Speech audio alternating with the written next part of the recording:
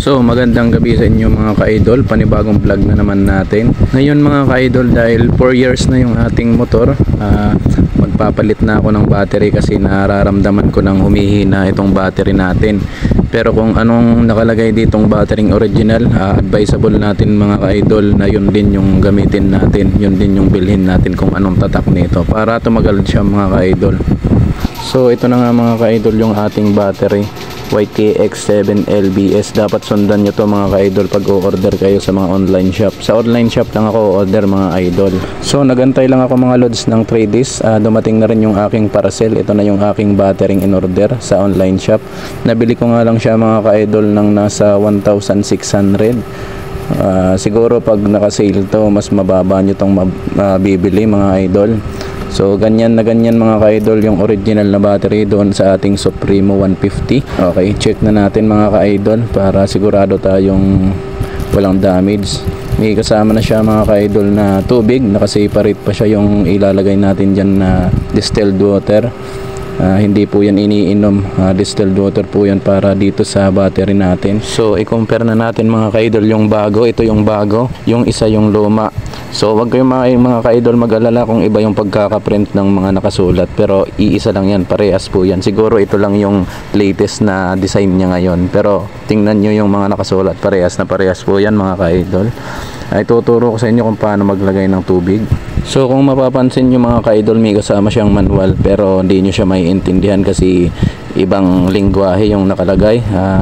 Common sense na lang mga ka-idol kung anong ilalagay, paano natin mailalagay yung mga dapat nating i-apply dito. Okay mga ka-idol, sundan nyo na lang ako. So ito na mga idol yung ating distilled water. Paano natin ito ma-apply dito? Paano nga ba natin mailalagay ito nito na hindi natatapon? Ingatan nyo mga ka-idol, baka malagyan yung inyong mga mata at yung kamay nyo. Lalo kung wala kayong guantes, makatiyan. So itong takip na yun ilalagay natin dito. Pag tinanggal natin tong kulay red na silyo nya. Baka mga ka-idol magtaka kayo kung bakit kasi nakahiwalay pa yung distilled water nya. Kasi lalo na kung bumabiyahe pa to galing ibang bansa, bawal na bawal yan ibiyahe na may distilled water, may laman ng tubig. Delikado po yun. Kaya po hinihiwalay po talaga yan. Kayo na lang pong bibili ang maglalagay. Yung takip na tatanggalin natin dito sa distilled water, yun din itatakip natin dito sa battery. So mga idol, tinanggal na natin yung takip. Nakikita nyo naman silyado pa yung ating distilled water. Para walang tapon, babalik na rin lang natin yung battery. Yan, siya yung itatakip natin dyan. Yan, siguraduhin nyo pong nakalapat na po yung mga butas doon sa kanya-kanyang butas. 6 pong butas yan, pare-pareha, sakto lang po yan.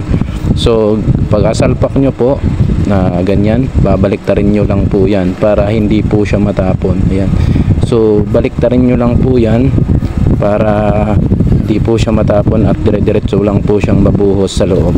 Ganyan po, antayin lang po natin na matapos na masalin yan lahat. Okay, so ayan na mga lods, nauubos na yung ating distilled water. Pagkaubos po nito, tatanggalin na lang po natin yung container, then tatakpan na po natin yung tinanggal natin kaninang takip dito sa distilled water. Yun din po yung itatakip natin sa battery.